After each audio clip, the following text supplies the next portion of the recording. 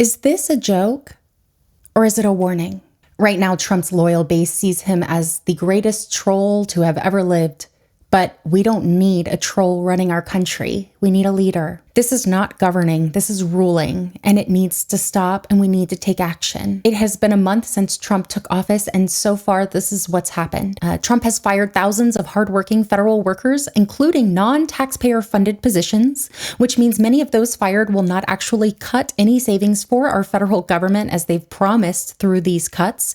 So what are they being fired for? An unelected billionaire has been given unchecked power over all of our federal agencies and gaining access to our sensitive data. He claims he's uncovering fraud and waste and abuse, but is actively lying about the numbers and actively pushing disinformation about his alleged findings. Well, first of all, some of the things that I say will be incorrect. Members of Congress are being blocked from oversight, which is the very thing that keeps our government in check and makes sure that no branch holds too much power. Trump is demanding loyalty tests in the federal government and purging anyone who doesn't fall in line. Trump and his supporters are openly discussing a third term, which is unconstitutional.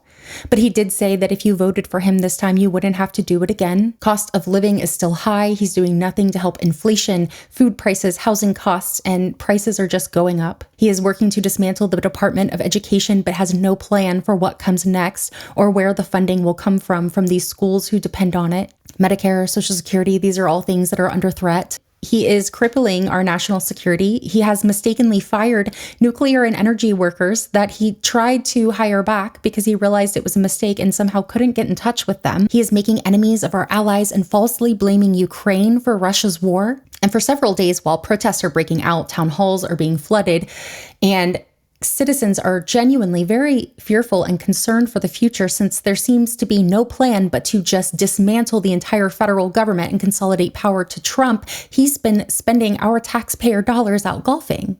So while he's telling his supporters, telling America that we are cutting waste, we are saving money, he is actively wasting our money on his golf game. If this was another country, wouldn't we call it a power grab?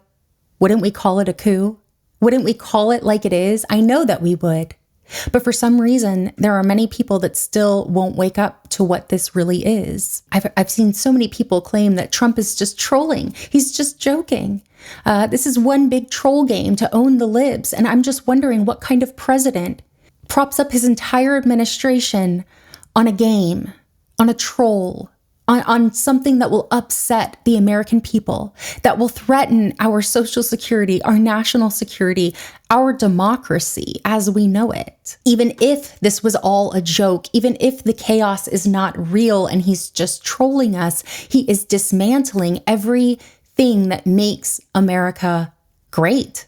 He claims he wants to make America great again, and he's destroying the very thing that makes America great, which is our democracy, our voice, our ability to hire elected officials that represent us and speak for us, and the checks and balances that we have in place to make sure that power does not become consolidated to one single branch. There are real world consequences to what Trump is doing, and we are seeing them all throughout the country, all throughout the world.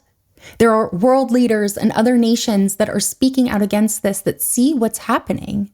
Our allies are becoming angry with us, and to see us becoming the enemy of the entire world is very frightening. It's very unsettling, and I think all of us should be concerned that we are making enemies of our allies right now. I've avoided using strong language in the past because I know how polarizing it can be, and I know that Trump has trained his base to laugh at us and call us hysterical and to brush us off whenever we use words like fascist, coup, authoritarianism, Hitler.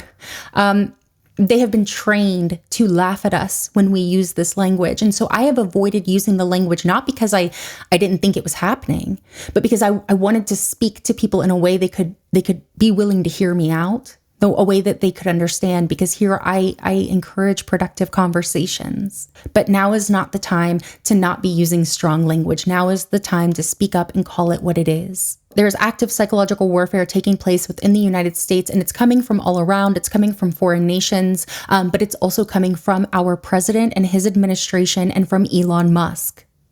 They are actively waging psychological warfare on us. This is the ultimate form of gaslighting, because When we say that Trump says something, he didn't really say it. When Trump says something, he didn't really mean it, or he was just joking. When Trump does something, that's just the way it's always done.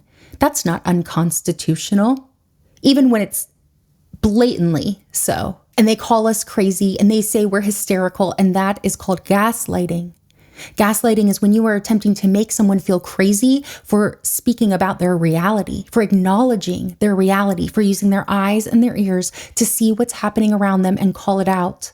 And if somebody is trying to tell you that what you see and hear is not happening, they are actively engaging in psychological warfare, and it's time to either try to find a way to have a productive conversation with them or move on and stay focused on your goal of resisting this administration. We learn about our history so we do not repeat it, and anyone who thinks that they are comfortable and safe at all times and doesn't need to keep an eye on their federal government, keep an eye on what's happening, that is someone I do not trust with information. That's someone who's become far too complacent, far too comfortable, and thinks that they are invincible from very real authoritarian fascist takeovers that have happened all throughout history and are happening all around us now. To understand fascism is to resist it, is to know how to overcome it and to get smarter about how you resist it. Fascism destroys checks and balances. It demonizes opposition and the press. It creates a cult of personality, pushing propaganda over truth, blaming marginalized groups for problems, militarizing followers, and they are actively turning us against one another so that we don't go after them. I know that there are a lot of people that say protests don't work, calling your representatives don't work, none of this works, it's pointless. And those people are also engaging in the game against us. Those people might not know that they're doing it, but they're actively working for the opposition when they tell us that these things don't work. I attended a local protest on President's Day to resist what's happening in our government. And I got to be honest with you, a part of me thought, this is pointless. A part of me thought, I'm going to get there and there's not going to be a lot of people there. And all we're doing is just making noise in the street. Is this really going to accomplish anything? And I got there and I was suffering from a really bad sinus infection that I've been dealing with for 2 weeks. I'm on my second round of antibiotics trying to get rid of it. It was cold and windy. I forgot my jacket and gloves in the car. I was shivering, but I got there. And I saw this crowd of people who cared about democracy, who cares about the state of our country. And that empowered me so much and showed me that what I'm doing, it matters. It's part of something bigger. And these protests erupted all over the United States. I've seen people saying that mainstream media did not cover it, but that's not true because I did see a lot of mainstream media covering these protests. They just kind of downplayed it, but they happened. When we marched, we passed by a history center that read, "Don't make me repeat myself," which I thought was very fitting, and we snapped a picture. We passed by a bronze sculpture of women from the women's rights movement who marched to give women the right to vote. And guess what? Women got the right to vote because women marched. And just marching by this symbol of why protests work while I'm in a protest was so invigorating and powerful. And it reminded me what I was doing there and that our voices do matter and that our marching does work. Civil rights, women's rights, these were won by marches, and no, they were not all peaceful. And there was violence and people got hurt and people went to jail. But we preserved our democracy. We gained our rights, and the protest worked. It worked. So anybody that tells you protesting doesn't work doesn't understand our history. And anybody who tells you that protests are just yelling in the street, it doesn't get anything done, don't realize that the protests are just one part of the action that's being taken. It's a symbol of how many people are concerned and willing to stand up. But the real work happens in between the protests. Calling your representatives, getting loud, putting pressure on them.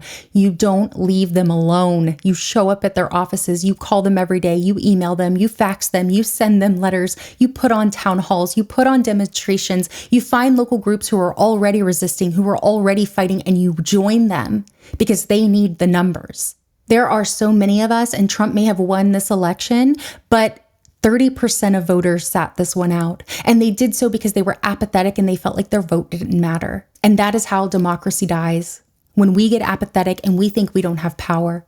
But we have so much more power than they do. We just have to show it and show up. Every little action matters. If you can't go protest, call your representatives every single day. If you have social anxiety and are scared to get on the phone, find a bot that will call for you. And you'll find out when you call them, it's really not that scary. You can ask your questions and demand answers and leave your name and number, and that's all you have to do. But just putting that pressure on them does make a difference. I promise that it does. Is building after a town hall with Congressman Rich McCormick got pretty heated. The Georgia Republican addressed community members in Roswell Thursday night in an event that was so packed that the fire marshal had to shut all the doors early. A majority of the people who came into the council chambers were upset with executive orders and proposals coming out of the White House. They pressed the congressman on issues like immigration, health care, and tariffs, along with education. Not the president. And you are doing us a disservice to set that down and not stand up for us. And I have been calling my representative every day for the last couple of weeks, and I have gotten the most ridiculous responses from the staff. I have not received a call back or an email from my representative. I was assured that she returns every single call, and yet I've heard nothing. And as someone who does get social anxiety sometimes, as someone who kind of trips up on my words a lot, especially when I'm in this high pressure kind of situation, calling, saying what I need to say, making my voice heard, asking the questions and demanding transparency, and recognizing how incompetent some of these members of Congress are, how incompetent their staff is, has actually fed me so much power, because it made me realize that I'm passionate about what I'm doing. I know what I'm doing. I know what I'm talking about, and the facts are on my side. But the staff, these members of Congress that are just sucking up to Trump, they don't know anything.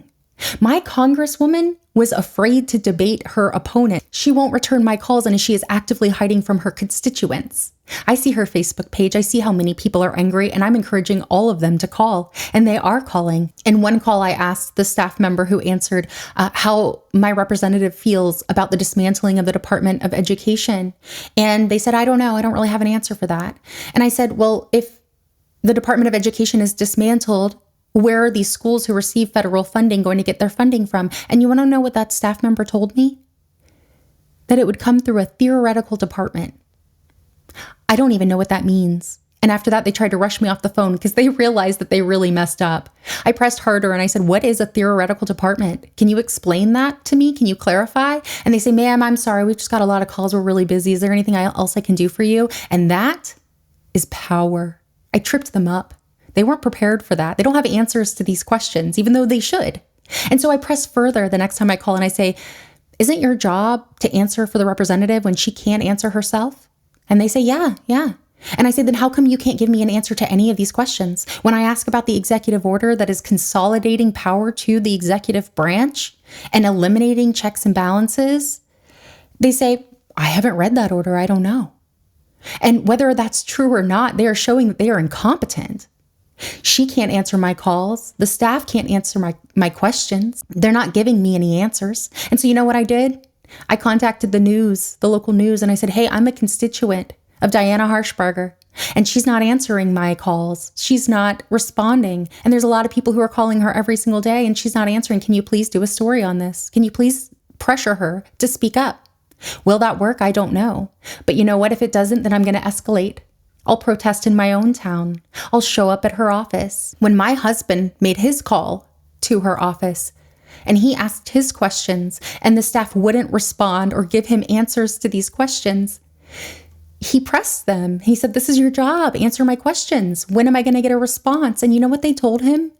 That he was the one contributing to the waste in our federal government by calling and bothering them and wasting their time. Our representatives are telling us who voted for them that we are wasting their time by asking for transparency, by asking for questions. And if that doesn't fire you up and make you want to be louder and go harder and take more action, then I don't know what will. Because this has me fired up. You guys know I promote empathy, productive conversations, and being calm. But when my representative treats me like my voice doesn't matter, I will work to vote her out. And I guarantee you over the next 2 years, I will be actively working in my community to get that woman out of office. I will vote her out, and I will make sure somebody gets in that actually cares about their constituents, because where I live, there's a lot of kids that rely on federal funding. There are schools that rely on federal funding. There are veterans that rely on federal funding, and they are dismantling these departments. They are trying to freeze funding, and they are trying to take away programs that people rely on. They're calling people who are in need of federal assistance a waste. Meanwhile, Trump is spending our tax dollars golfing. Meanwhile, Elon Musk is still making all his money from his federal contracts. They're not cutting that. They're cutting programs that feed people and house people and educate people and make sure that our veterans are taken care of. That's what they're doing. What will it take for you to take action and to protect our democracy? Because we need numbers. We need more people fighting and resisting, and you can rebel with compassion, and I encourage you to do it. Be kind, be understanding, be empathetic, and anyone else that stands in your way, ignore them and keep moving and tell them they're going to have to work a lot harder if they want to stop you. The thing that I've learned, and I've learned this in therapy, is that the outcome is far less important than the action you're taking right now.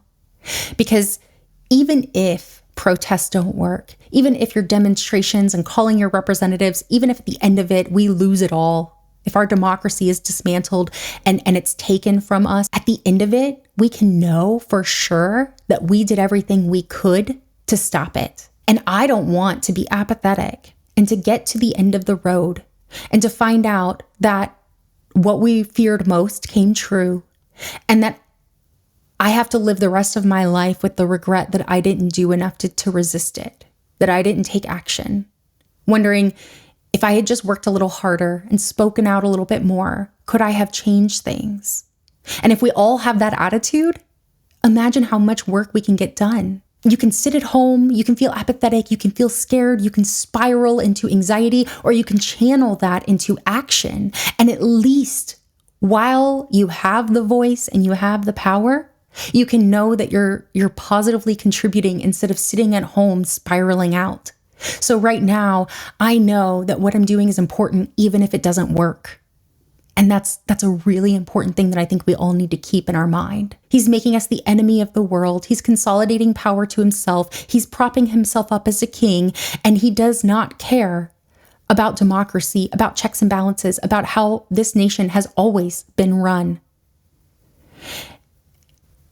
It's not worth it for the troll. It's not worth it to own the libs. It's not going to be worth it for those who propped him up because they thought it was funny, or because they were upset about some trans people in bathrooms. It's not going to be worth it to them. And so we just have to stay on track, stay focused, and do what we know is right. So here's how you're going to channel your action right now. When you're done with this video and you care and you're concerned and you're ready to take action, I'm going to help you do that. Find activist groups near you. And if you don't have one, make one. But I promise you, there are people somewhere in your area that are forming groups and that are taking action. I live deep in the Bible Belt. My county that I live in, my district that I live in, has historically always been red. Always. I'm pretty sure that my representative won by like 70-something% of the vote. And there are still multiple political activist groups within 30, 40 miles of where I live. And they're actively taking action. They're protesting. They're going to the representative's office. They're putting on demonstrations. They're putting on town halls. They're doing the work. They just need people to join them. And so if you think, oh, well, I just live in the middle of nowhere, nobody's doing anything, I promise you there is somebody who cares in your town, in your district, and right outside of it. You just got to look. So I'm going to put some links in the description. Indivisible.org is a phenomenal organization that gets work done. They have chapters set up all over the nation. I have one just within 20 miles of where I live, not even, I think. And so they are already taking action, and you can just get on their website. You can sign up to get email alerts, and they will email you as soon as there's something going on in your area. You can join your local chapter. You can find their event page and see what events are going on and drive to them and join them as you can. Get out of your little online bubble and don't believe that everything you're seeing on the internet is real, and instead go talk to people in your community, because I promise you there are people in your community that voted red and are now regretting it. There might not be many, but they're there. And those are the people that we really want on our side. because those are the people that were lied to, and they're realizing that they were lied to, and they're going to be pretty angry, and we can channel that anger into passion. March, protest, be visible, make your voice heard, make your face seen to the world. Protests are a symbol. They're not the full strategy, but they show power. They show your community how much power is in the numbers. And I promise you, the next time we protest, our community, it's going to get bigger. Our protest is going to be bigger because there were people on the sidelines watching us, and they were joining us. And I could tell they were getting inspired too. And I'm wondering if those people are going to go home and they're going to look us up and they're going to join the next protest because they realize how powerful it can be, how loud we can get for democracy. Share your experience protesting, post it online, post it on social media, ask a friend to go, get on Bumble, BFF, and find friends that care about the same things you do, and ask them to join the protests. Focus on real issues that impact all of us. Don't get distracted by the culture wars. Don't get distracted by the identity politics. Focus on values, freedom, democracy, economic justice. These are the things that all Americans care about. That is not to say stop being an ally. Your queer friends, your trans friends, your friends who are immigrants, Black, brown, Native, you stand up for them by being smart in your approach, by not creating more division, by not fighting the people that you need to be recruiting. When you talk about values and democracy, checks and balances, freedom, these speak to the hearts of all Americans, and they speak to the hearts of people who might not agree with your political position, but are concerned about democracy. And the heart of the issue is freedom and democracy for all, checks and balances.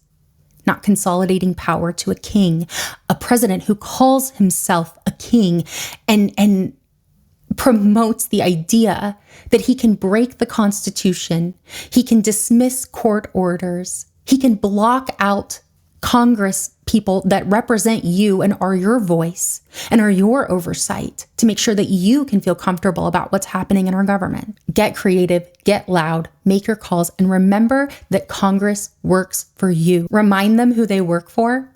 Don't let them forget it. Your voice matters, your action matters, and this is not just trolling, this is a coup, and we need to act like it. We need to stop pretending that it's not.